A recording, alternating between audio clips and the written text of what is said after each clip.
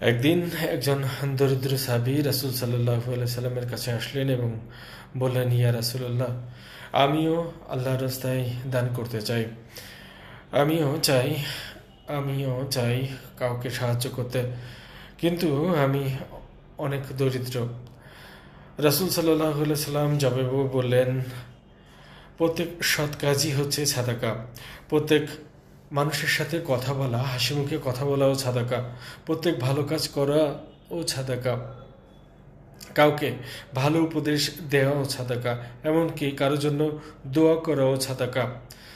সাহাবীর মুখটা তখন উজ্জ্বল হয়ে উঠল। তিনি বুঝতে পারলেন যে দান শুধু ধনীদের জন্য নয়, এটি একটি সুন্দর কথা, একটি আন্তরিক দোয়া, একটি হাসিমুখ, এসবও দানের অন্তর্ভুক্ত, যা মানুষকে জান্নাতের পথে এগিয়ে নিয়ে যায়।